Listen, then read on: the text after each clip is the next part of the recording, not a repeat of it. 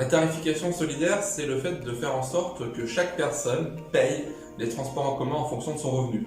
C'est une volonté politique forte de faire en sorte de tenir compte de la capacité de chacun, de son niveau de revenu, de sa situation personnelle, pour déterminer le niveau de paiement de son abonnement, parce que nous avons considéré, quand nous l'avons mis en place en 2009, qu'il n'y avait pas de raison que les citoyens strasbourgeois, quel que soit leur niveau de revenu, payent le même tarif.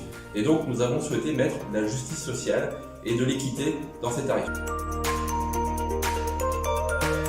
Ce sont aujourd'hui plus de 57% des usagers, des abonnés de la CTS qui bénéficient de cette tarification solidaire.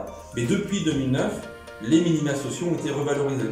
Et donc il y a des gens qui mécaniquement sont sortis de cette tarification solidaire et n'en bénéficient plus aujourd'hui, alors même que leur situation n'a pas profondément évolué.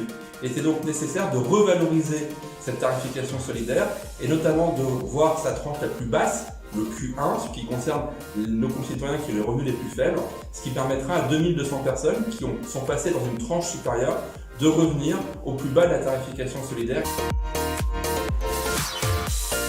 Ce qui est important, c'est au-delà de la tarification solidaire, c'est de continuer à développer le réseau. On sait qu'aujourd'hui, les transports en commun sont une réponse à de nombreux enjeux. Ils sont une réponse aux enjeux de mobilité. Ils sont une réponse aux enjeux environnementaux et climatiques. Et la tarification solidaire est une réponse aux enjeux de justice sociale. Depuis plusieurs années, nous avons développé les extensions du tram. Je pense à l'extension vers la rue Berceau, à l'extension vers Kehl, à l'extension vers Königshofen. Nous avons aussi essayé d'améliorer les transports en commun, bus ou BHNS. Il faut aujourd'hui aller plus loin, réfléchir aussi au développement de transports en commun efficaces et pertinents en deuxième couronne, de manière là aussi à permettre un développement harmonieux et équilibré de la métropole.